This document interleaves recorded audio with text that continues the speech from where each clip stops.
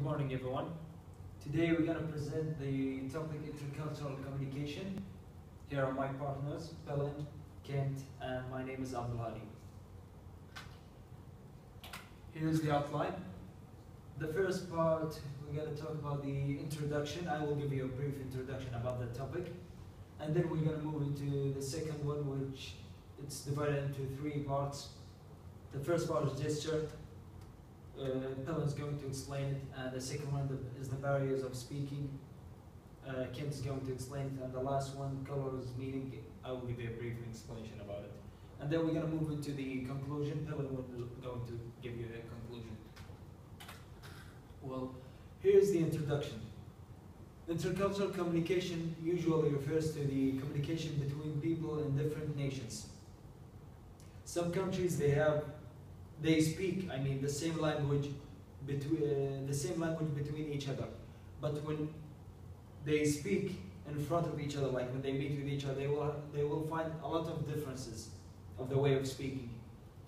And some countries, for example, the country itself, they speak one language, for example English, but they will find differences in the way of speaking also, because it is considered as multicultural country.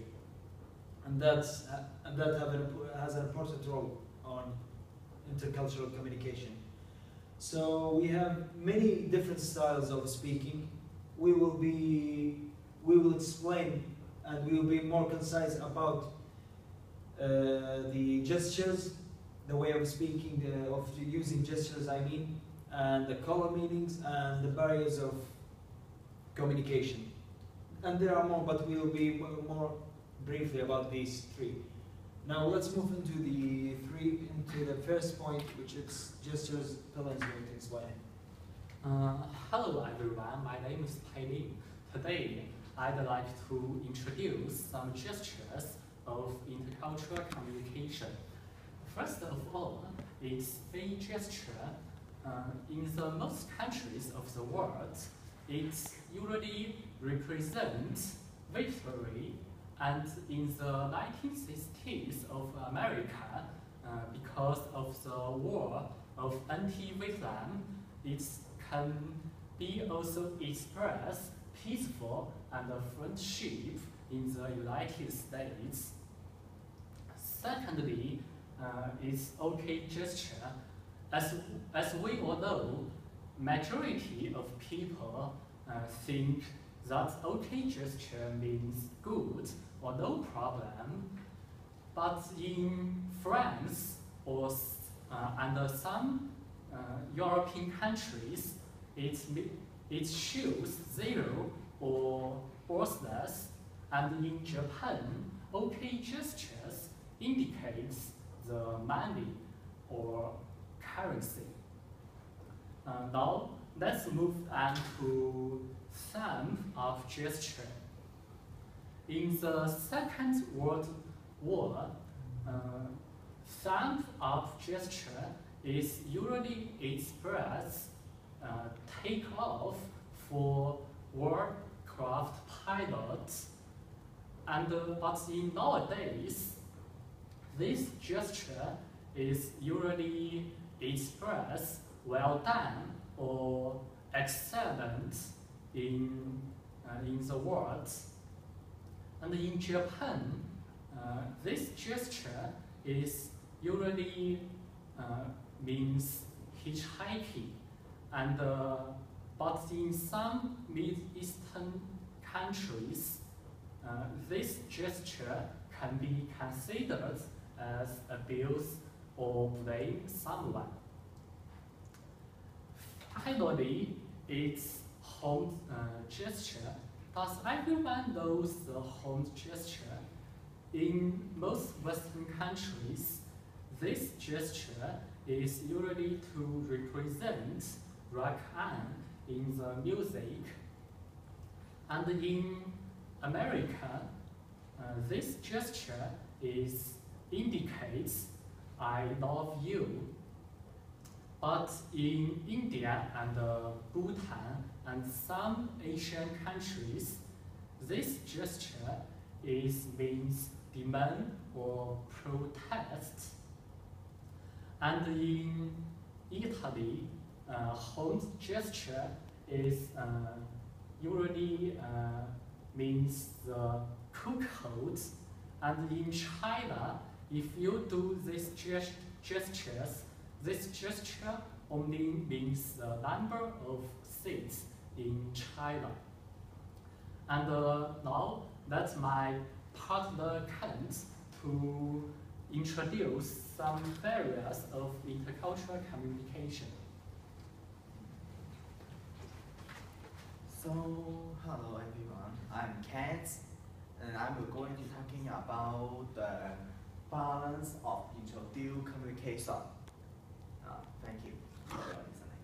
And in my part, I will talking 2 points for 2 examples to explain it. The first one is long experience words, and the second one is different voice. Now the first one is long experience words. This means that some words the one words have a different meaning in different culture for people. Because sometimes the people have their other choice.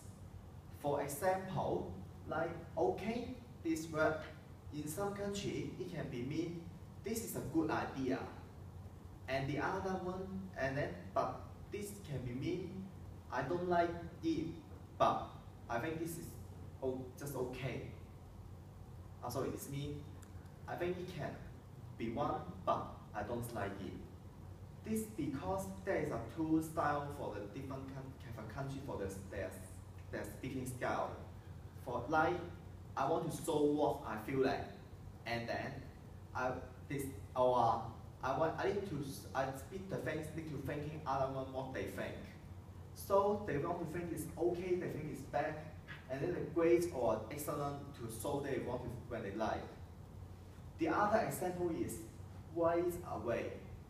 This is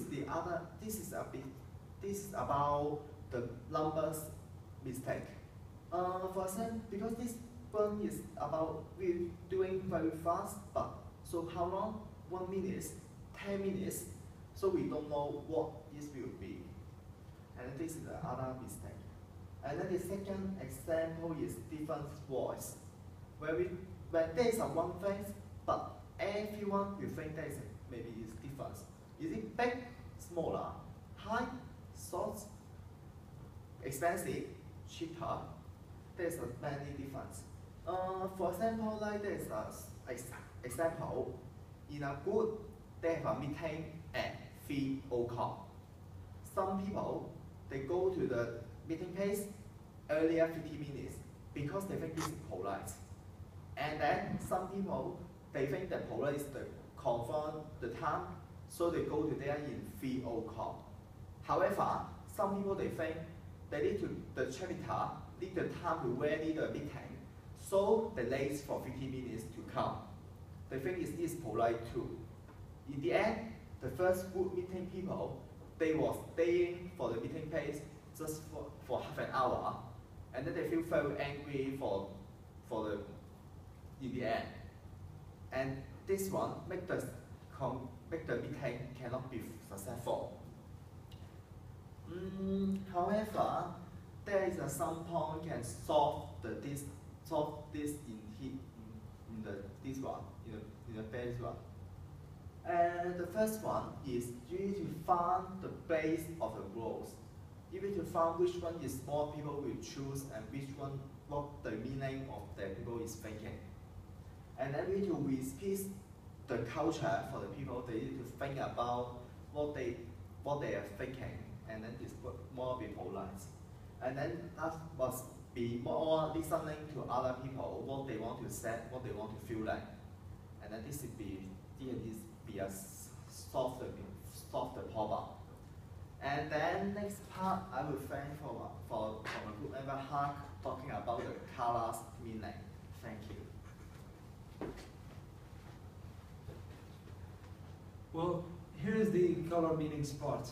Well, usually colors have an important role in many societies because let's take an example of white color, the first example.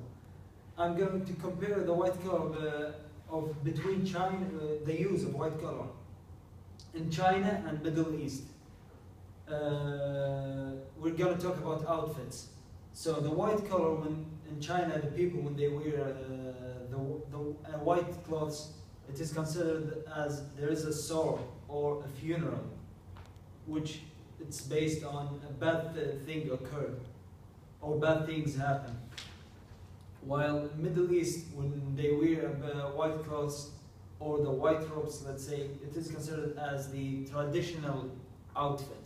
Even they wear it in many situations, whether it's bad or it's good, because it's considered as the traditional wear. The second point is that societies have adopted the color meanings from each other from time to time, like it depends on the period. For example, the red color. Long time ago, some countries, they use the red color as for signs, for example, joy or success. But nowadays, when they have adopted from each other color meanings, they are using the red color as warning or danger signs, or something that you have to take care of. Like it's kind of the opposite meaning. And after that, we're gonna move to the third example, which is the black color. Black color is commonly used in many situations. For example, wealthy people or the people that they have fortune, when they wear black, it shows like they are rich and like this. And sometimes when we want to paint something with black, it shows like it has power.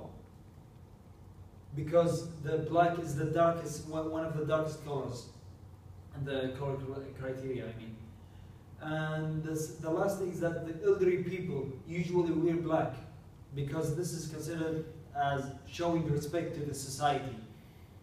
Let's say the elderly people wear flashy colors, red or pink. It doesn't show any respect to the nation itself. So black would fit must. Which means from that point, choosing a color has a significant meaning in many situations. Now we're going to move into the last part, which is the conclusion. Curtin is going to give the conclusion. In conclusion, judging from all the evidence mentioned above, we can draw the conclusion easily, which is intercultural communication is to communicate with people who live in the same country but come from different cultural backgrounds. And there are two kinds of typical intercultural communication, which are gestures and colors. But sometimes we may meet some difficulties and obstacles of intercultural communication. Therefore, the most important ways to solve this problem is to overcome the barriers of the intercultural communication. That's all about of our presentation. Thanks for your listening.